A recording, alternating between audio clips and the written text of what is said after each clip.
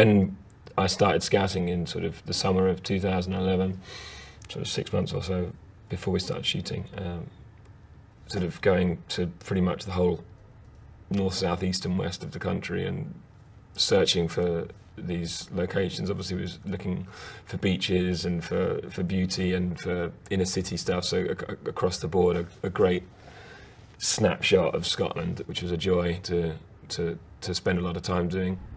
We were originally looking to find a Eden-like location, like a kind of Shangri-La magical place location, where at the end of the film she sort of laid down to sleep before she gets woken up and chased, and then the end scene ensues. And I was up in the Highlands looking for this kind of incredibly beautiful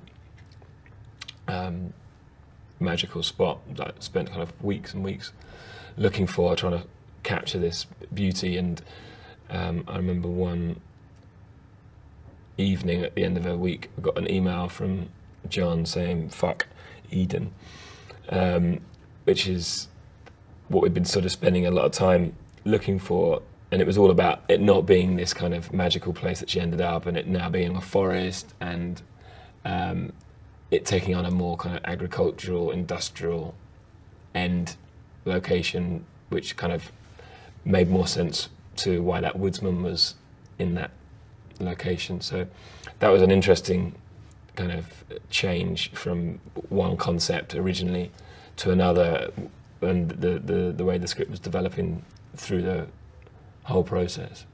Deciding that we were going to discard this Eden philosophy and it becoming more about a forest. When we were around these forests, we'd noticed that the edge to the forest has a real harsh edge where they've felled trees. They've taken a long line of trees down and they gave it this kind of a sharp edge that we sort of named Buzzcut as a kind of conceptual description for this kind of really abrupt end to a forest.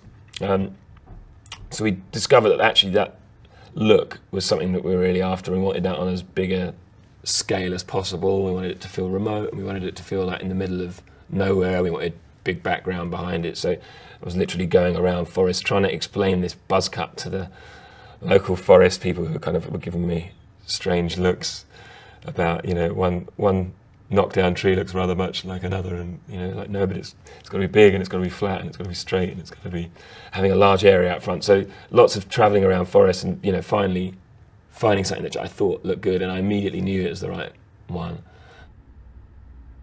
Particularly the things like the shopping centre or the nightclub or the cafe, or quite a lot of the driving. It was John's vision for this to be a kind of covert way of filming these locations, and initially that was a kind of you know, you question, you know, why are we not doing this the conventional filming way? You know, we're shooting in a nightclub, why do we not just fill it with extras? Or, you know, we're shooting in a shopping centre, just fill it with extras. And then you think about how many awful nightclub scenes you've seen on telly or in films about with people kind of dancing out of time to the music. It suddenly became like a real challenge, but also a kind of fabulously interesting way of working to go along this undiscovered, unknown, with it all being so secretive, but her in these real life environments. You know, to try and just firstly keep it a secret so that the word didn't get out that Scarlett was in this nightclub. Then that was in advance of the filming, and then once we were there, you know, trying to keep the fact that they were doing sort of repeat takes of the same move. So yeah, suddenly this girl would walk down the corridor, this girl would be into the middle of the dance floor, trying to keep people away from them to a degree, but not to try and blow your cover. So it was a totally unique way of working, which actually made it, you know, even more exciting.